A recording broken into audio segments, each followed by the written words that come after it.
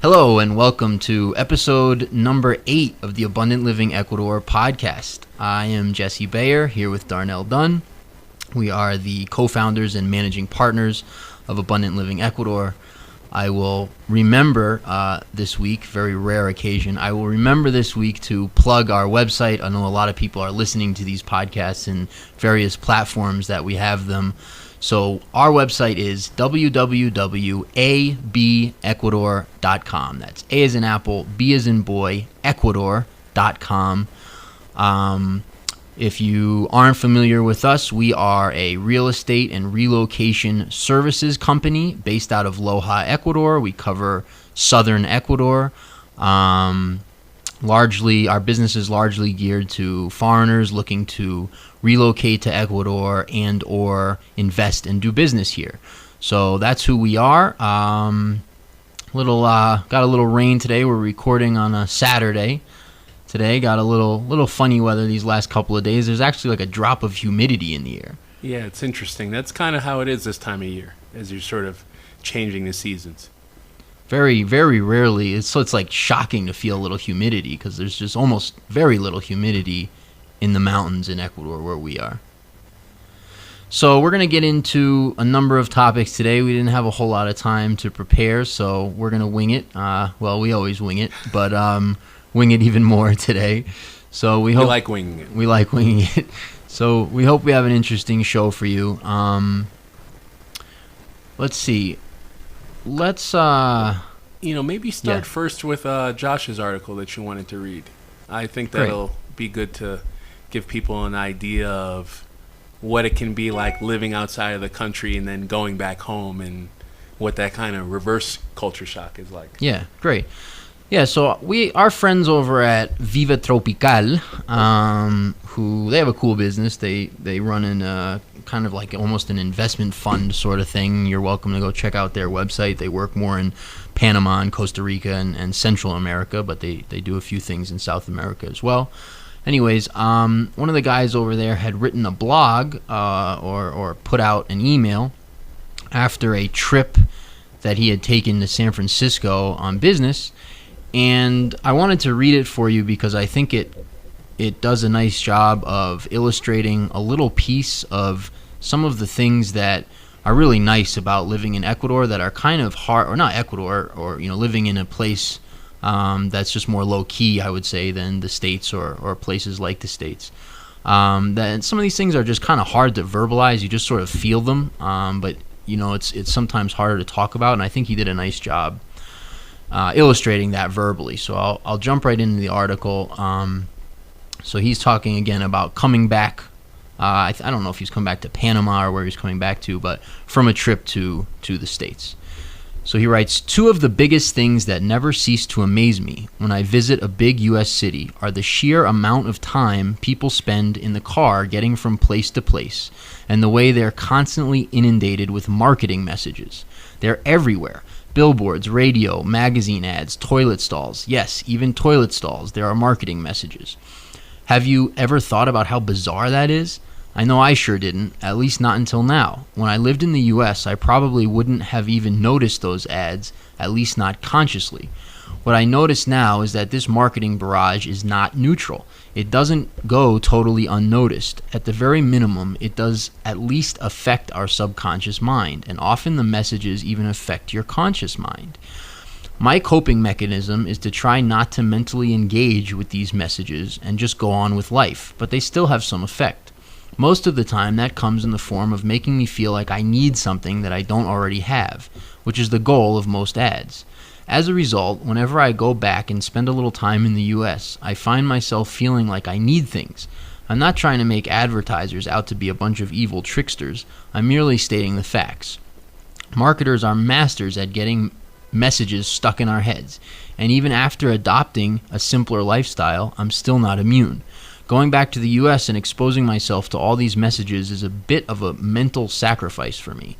In my life in Costa Rica, I'm not exposed to much marketing. I may see an occasional billboard while I'm driving or run across a random person hawking some goods. That actually happened this morning. Some guy drove a truck through our neighborhood selling fruit and yelling through a loudspeaker. But other than that, I'm not bombarded by marketing messages and advertisements. My subconscious essentially gets to go on vacation, and that feels good and clear and restful. I can say with 100% certainty that it feels great to be able to let go of all that noise and live a simpler life. As usual, I'm happy to be back. So I just think he puts his finger on a small piece of just how much more relaxing it is to live here. Absolutely. I can't really speak to that. I haven't been back home, but I know you have.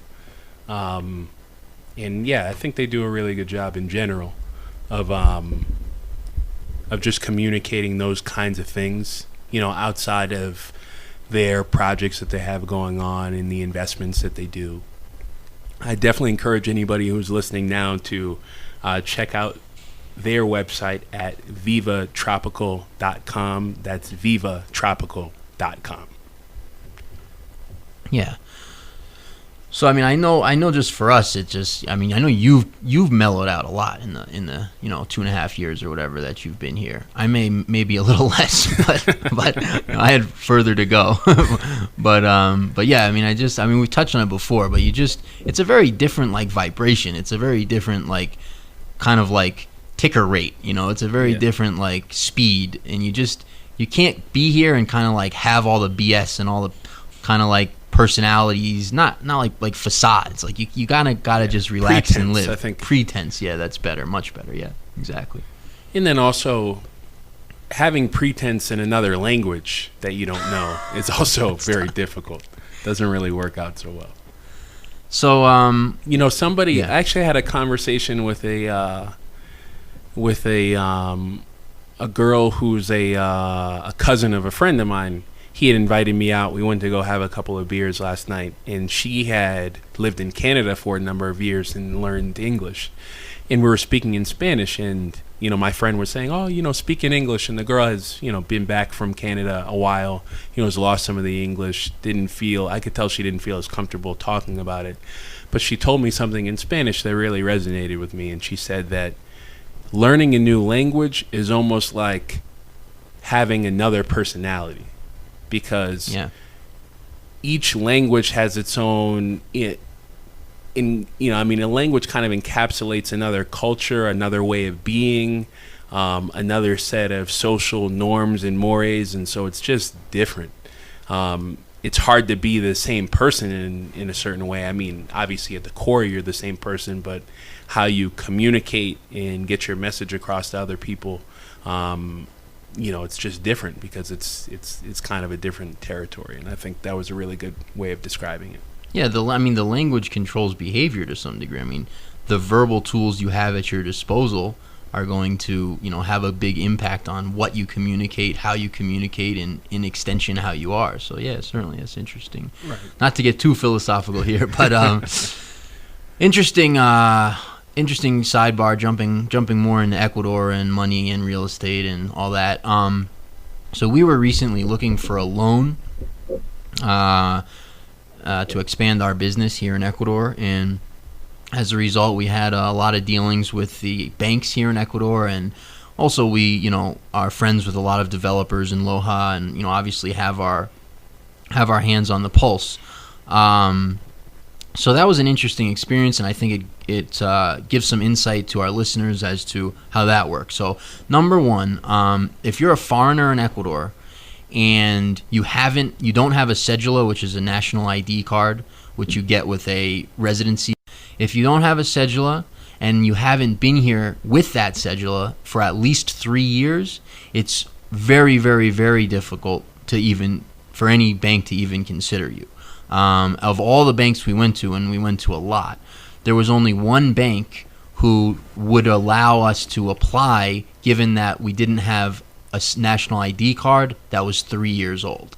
And that was a local bank that's based out of Loja. The national banks wouldn't even talk to us for that reason. Not to mention that in that specific case, we have a banking relationship with them that we've had essentially since we've been here. So I think that sort of factored into their decision to at least allow us to apply. Right.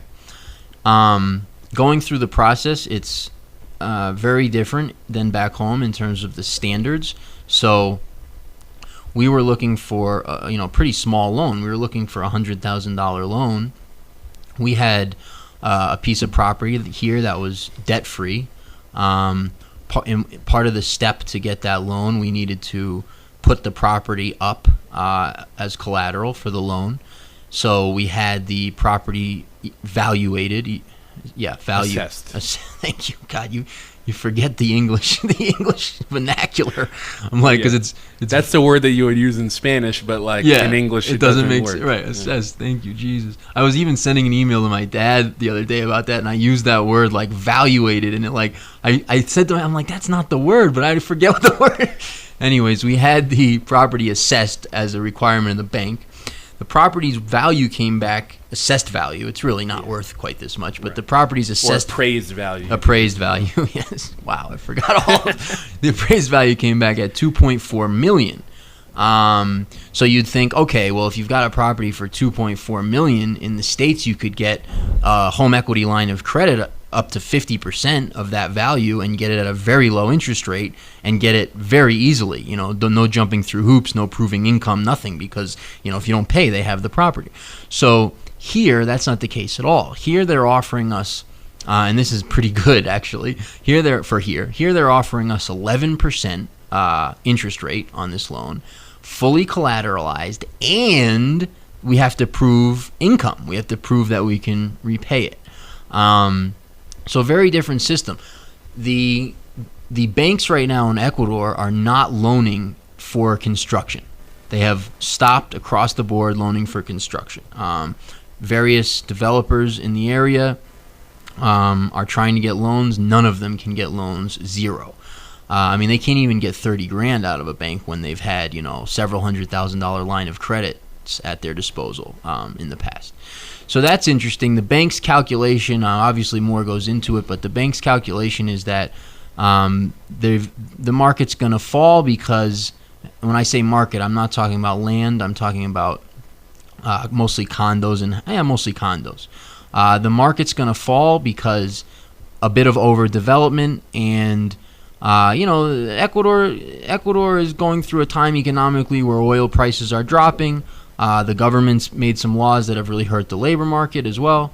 And so, Ecuador is up against a couple of headwinds in those ways economically. There's been a ton of development that's gone on over the last years. And so anyways, the banks have stopped lending for construction. They're lending for other things, but stopped lending for construction.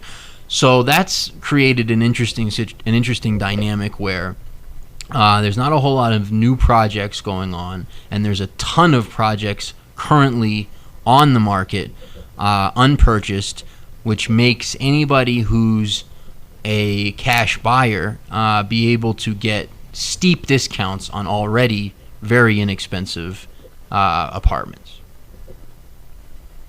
Right. So, interesting tidbit. You can get a loan here, but it's a different process for sure. If you have a way of securing, if you're looking to do projects down here, I think in general you're better off private financing or finding financing in another country and using it here. Right, because it's very easy to bring money into the country. It's another thing altogether to take it out. Yeah, the tax they have on what do they call it? The capital flight tax. Thank you. It's the capital flight tax they have of 5% is it's a killer. It discourages investment in the country. While the president is talking about encouraging investment in the country. So. Speaking of that, I came across a very interesting article that came out a couple of weeks ago titled, I think it was from Reuters? Yeah, from Reuters, titled Ecuador's Correa Shuffles Cabinet as Economy Struggles. So he recently sacked his production minister. I don't know what that is, but here was a quote that I underlined that was pretty funny. She didn't totally share the vision of the president, which is her right, but this is a team. So in other words, you're trying to do things that make sense economically, and as a result, you don't share the view of of many of the people in the cabinet, and as a result, you got to go. Right. She wasn't socialist enough. What you had told me before, and maybe you weren't done, but you had told me before something like she had the best relationship with or she had smoothed over the relationship with the business community. Do you have that part? Yes, I do it. Okay, so yeah, right here it is. The first paragraph. Ecuadorian President Rafael Correa said on Friday that he has accepted the resignations of 3 ministers as part of a cabinet shuffle that comes at a time where the Andean oil exporter is struggling with low oil prices. Correa said production minister Natalie Selly, who had helped the leftist government improve tense relations with the business sector, was among those who had resigned. That's just perfect. I mean, that's just perfect. So, she was making some progress, and so, they needed to find somebody else who wouldn't. Right. She, the business community liked her. Get rid of her immediately. Well, he didn't get rid of her. He accepted her resignation. Yeah, right. That's kind of like they, accepting our tax payment.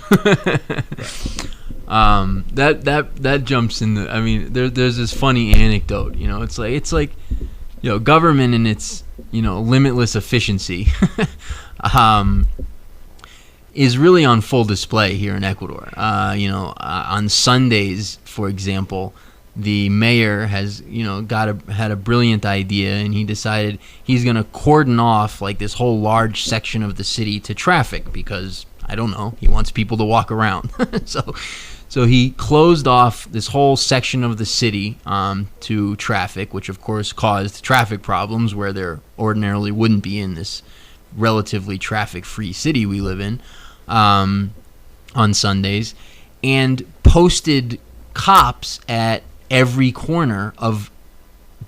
single corner of each block that's closed off. So we're talking about like hundreds and hundreds of cops just standing on these corners that already have barriers that they've put in place for the day or for the morning. It's like a portion of the day or something.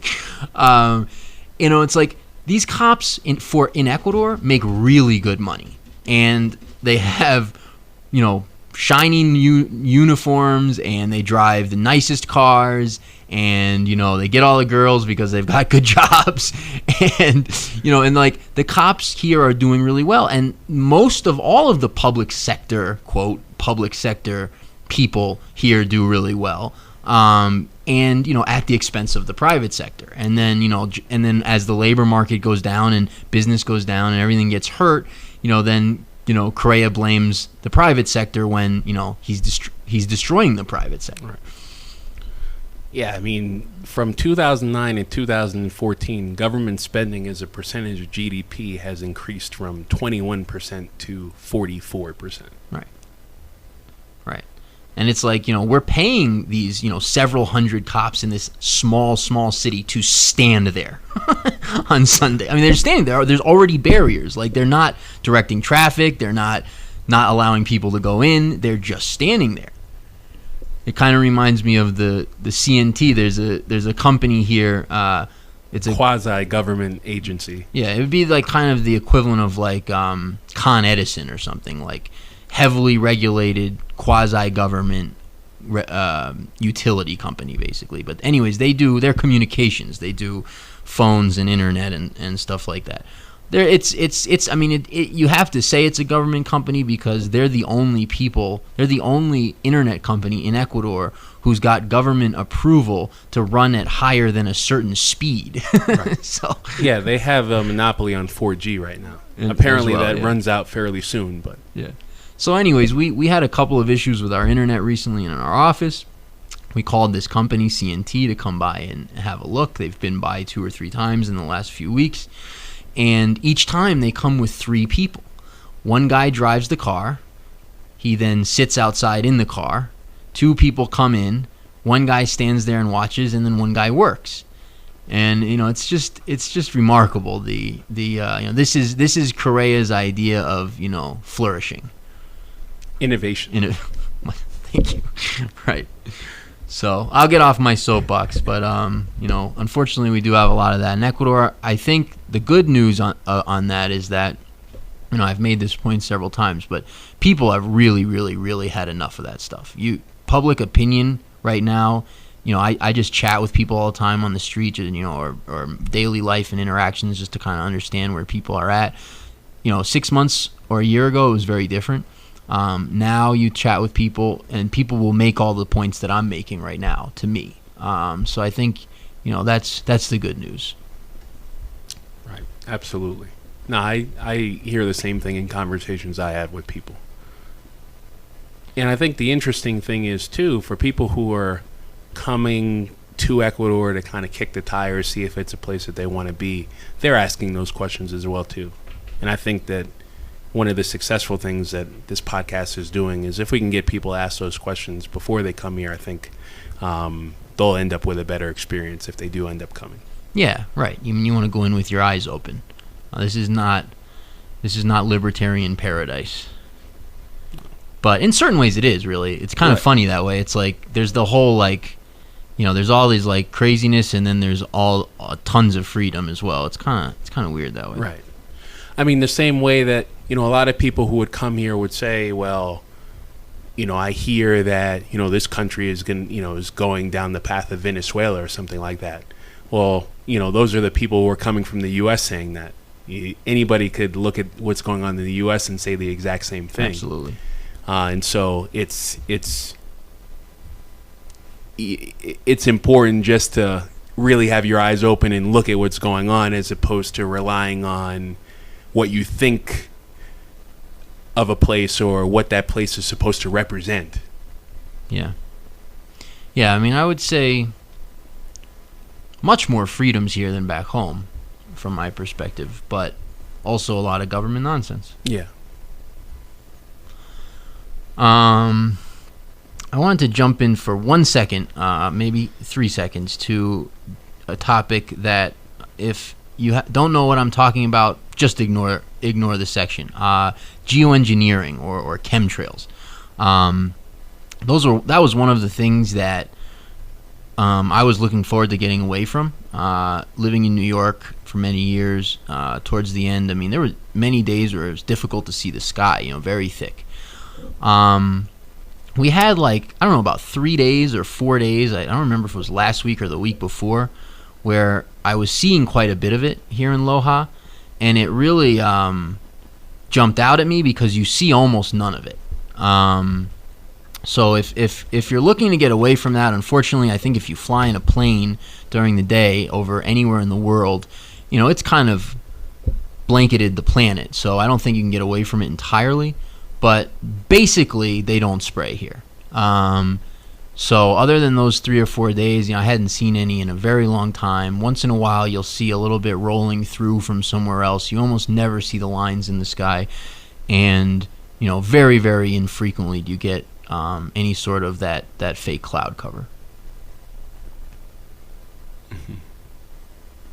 Yeah, that did surprise me as well, too. I mean, certainly Boston isn't New York, but it's not far behind in that way. In coming here and for the first time, I just remember thinking, wow, the sky is actually blue. Yeah. So, some people may be wondering about that here. From on the ground, I would say huge improvement from the States, like 90, 95% improvement. Also, I just wanted to jump in real quick. We are in the process. We just signed the property yesterday.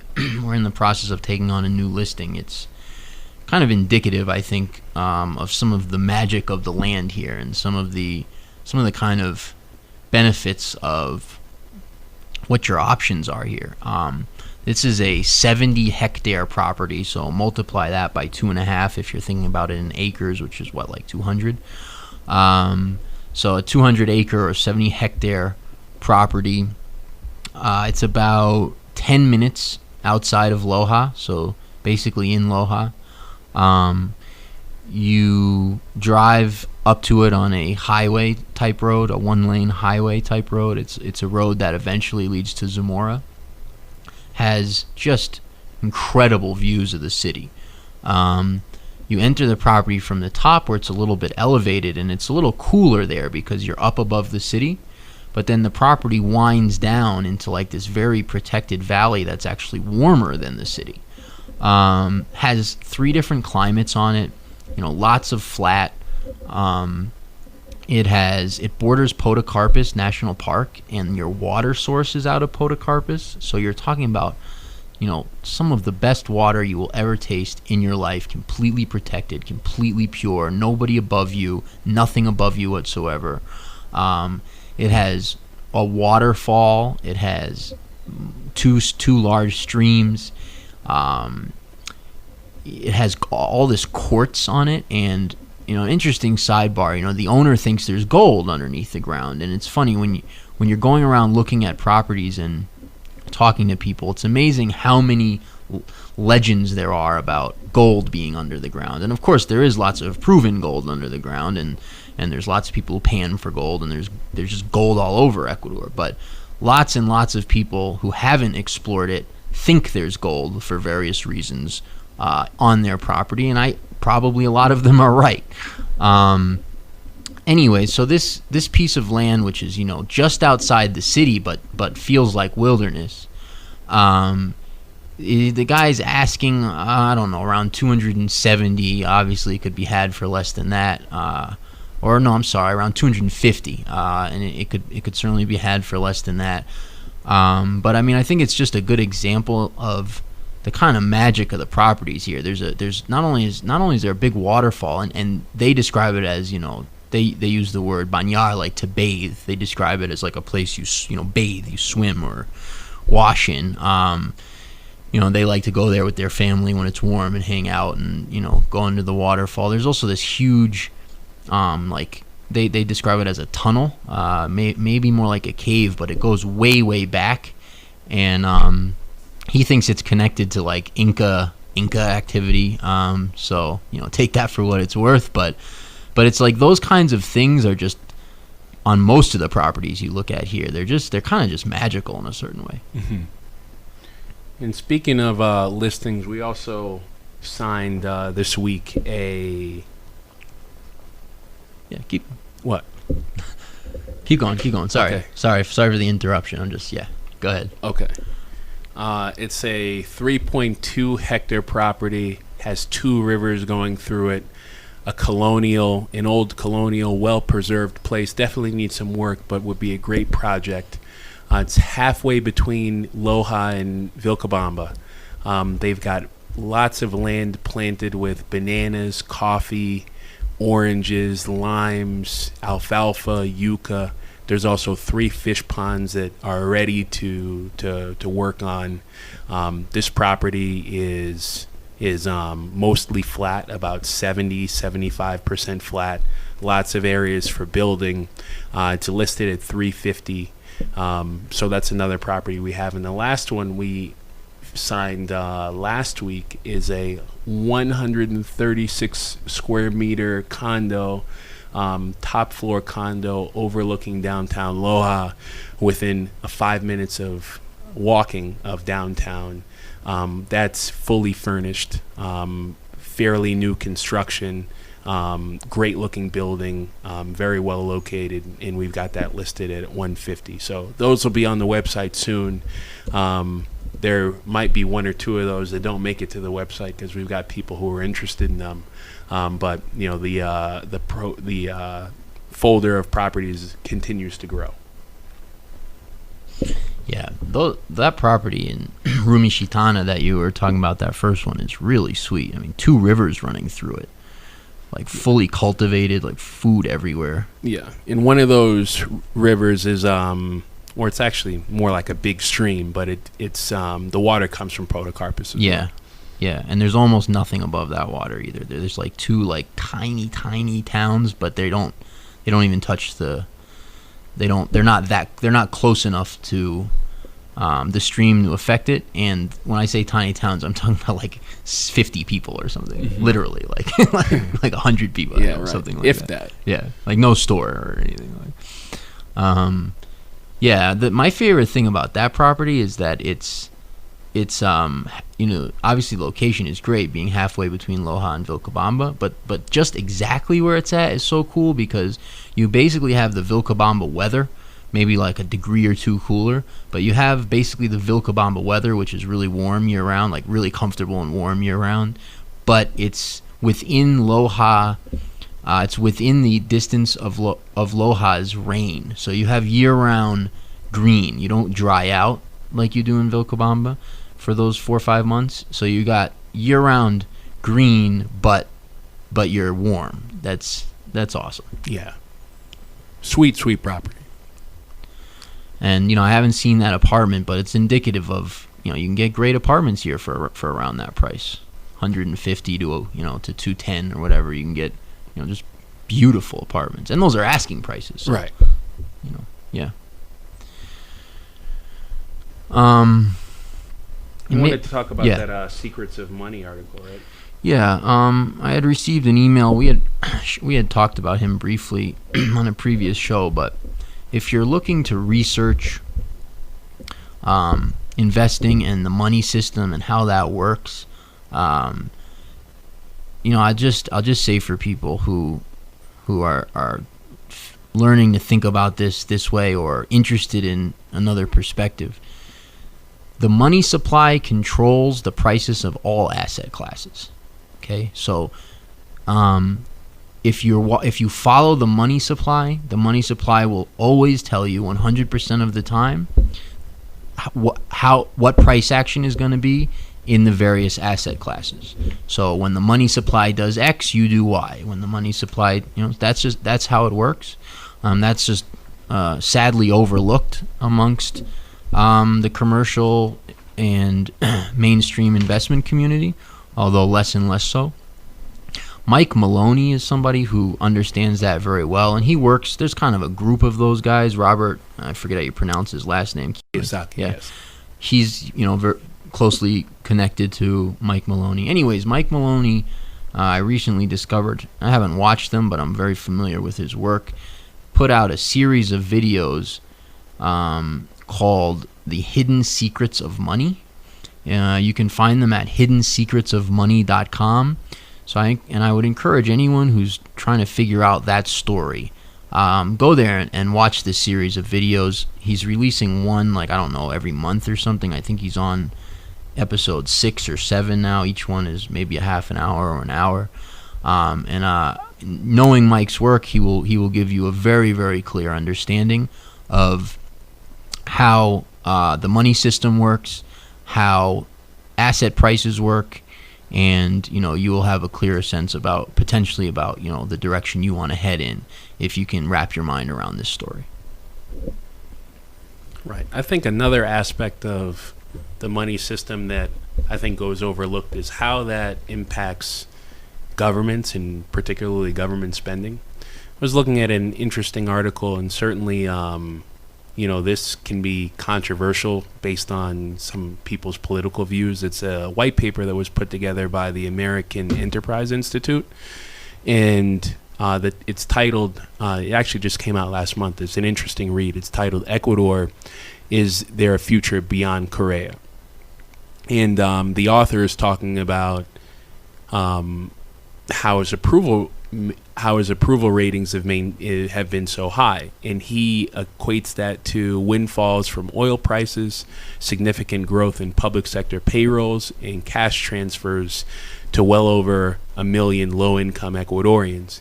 I think how this ties into the money system is that that increase in spending is very much tied to the credit cycle, because that's how you finance growth. When money supply and credit grow, well, then there's more money to do things, but then that also there's a seed. The seeds are planted there for contraction because of the debt, because money is debt. So if you create money at interest, well, if I create $100 today with a 5% interest rate, well, then somebody's got to pay me back $105 at some point in the future, and that $5 has to come from somewhere.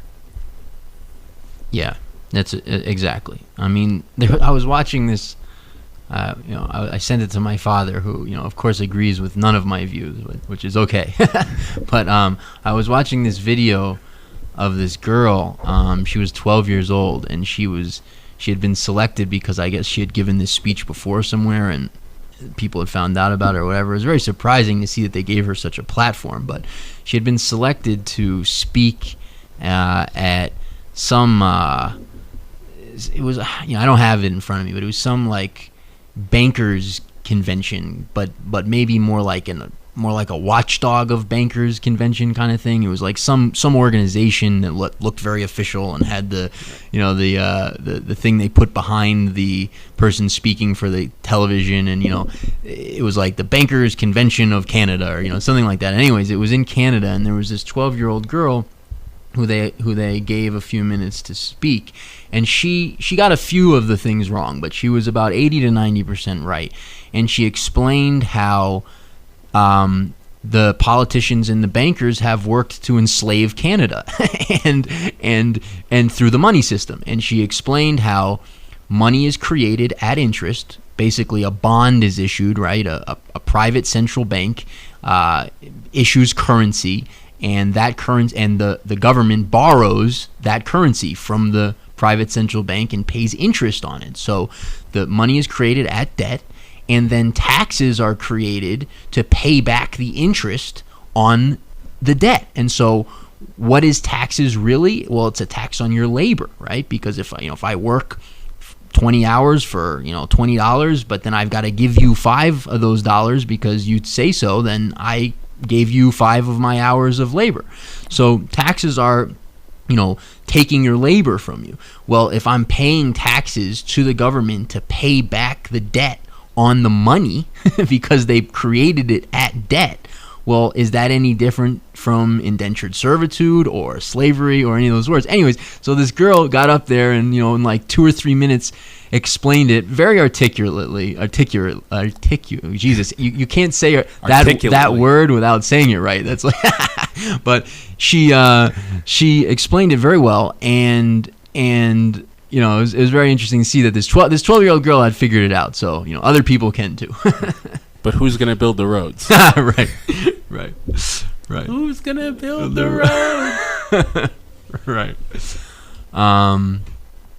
So yeah, maybe we'll do a little bit shorter show today. But one last topic, and I don't know if you've got others you want to jump into, but one last topic is, I know, you know, and please jump in here, Darnell, but I know, you know, moving to a new country, or even investing in a new country, unless you're just really clear about it and you know exactly what you want to do. And by the way, if you're an investor out there, you know, we've got some ideas for you. But it's a risk, it's a challenge, it's scary, right? It's. I mean, I think, you know, I had some I forget the word when I forget, but like negative anticipation, like I trepidation maybe, you know, I had some, you know, I don't know, fears is maybe a strong word, but yeah, I had some fears in terms of, you know, I had never been to Ecuador when I came here when I moved here, I had never been to Ecuador, not when I moved all my stuff, but when I first came to check it out with the intention of staying, I had never been to Ecuador, and I didn't speak Spanish, and, you know, I had seen a lot of Hollywood movies with, like, you know, scary looking guys with bandanas and machine guns, like, you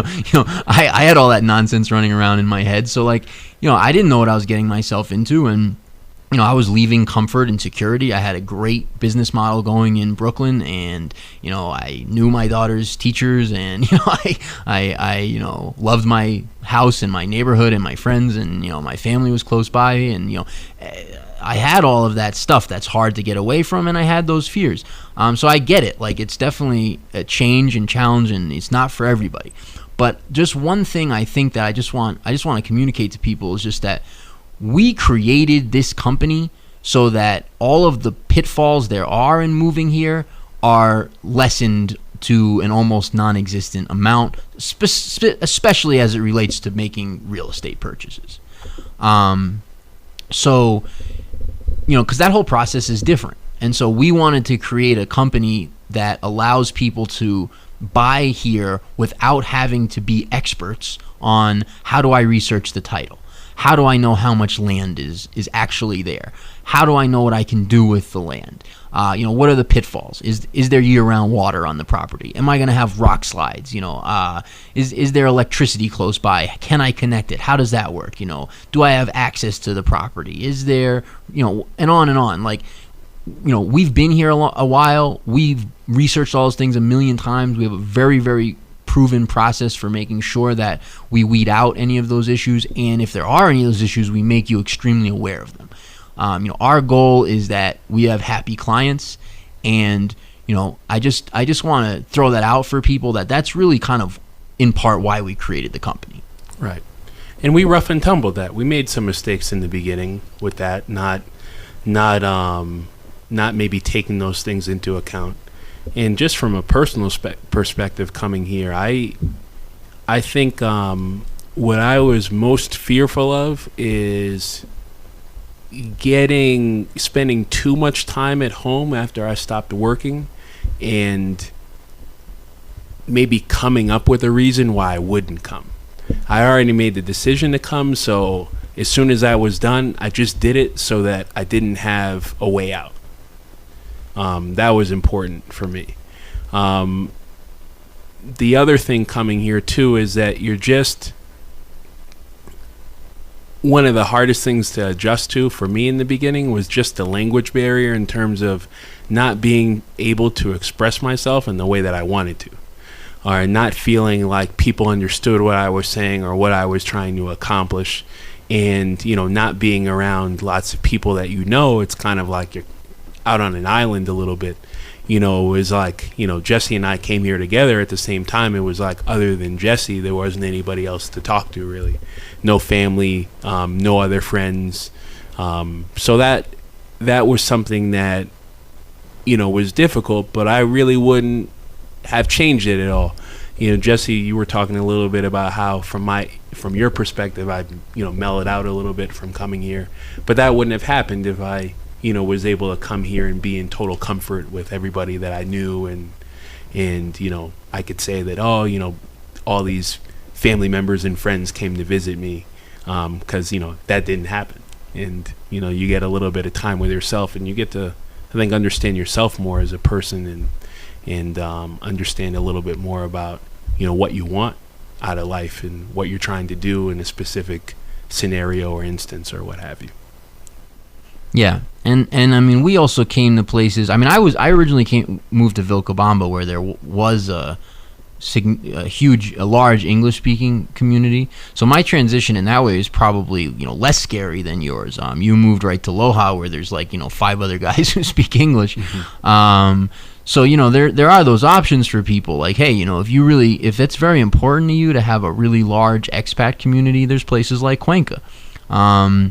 If you're interested more in the full Ecuadorian experience, or I don't know if that's really the right way to say it, but if that's not as important to you, there's places like Loja if you're looking for cities, and obviously towns outside of Vilcabamba, maybe a couple on the coast, like what's the kind of hippie town?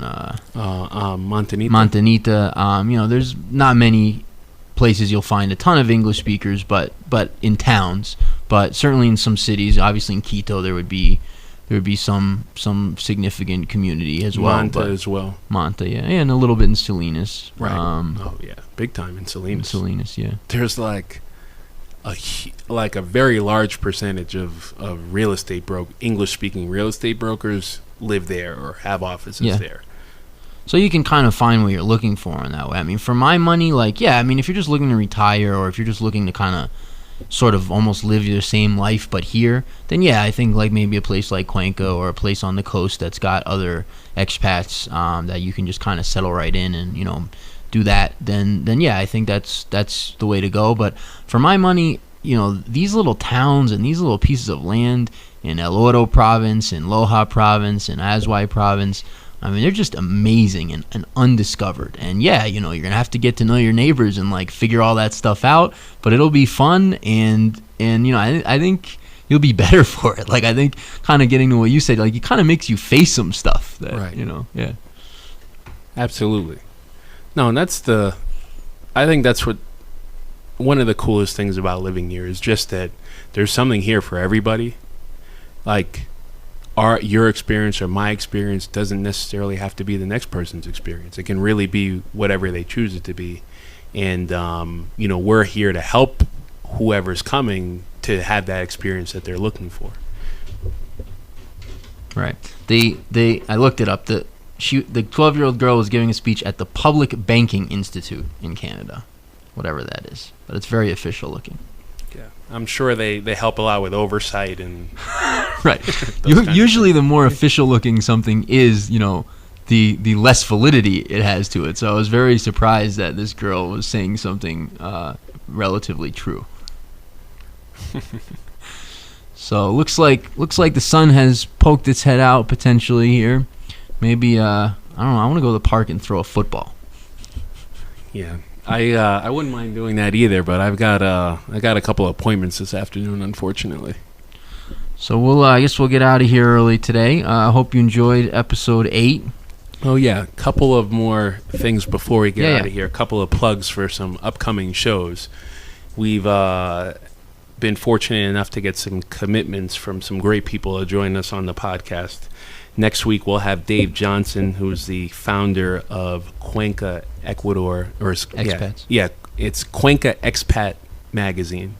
It's Cuenca's only English language magazine. He's going to be coming in and talking about his process for getting to Cuenca, Ecuador, how he likes living there, what his experience has been like having a young son live with him here in a foreign country, and then talk a little bit about the magazine, some initiatives that he has planned. So we're excited to have him join us. That'll be next week. And then the following week, it looks like we'll have Jorge Jaramillo on the show. He's the principal and a lawyer at Solve Asesores Legales, and he'll be talking a little bit about the business climate in Ecuador, some of the things he's hearing from his clients, and just a little bit about his life and life in Loja. He's a good friend of ours. We work with him, and he'll also be I don't know what else we'll cover with him. I don't know, but he's a very, very, very well-connected lawyer in Loja. He's got his ear to the ground for sure, so that'll be very, very interesting show. So that's what we got lined up for the next 2 shows coming up. Thanks again for joining us this week, and we'll talk to you guys next week. Have a great weekend.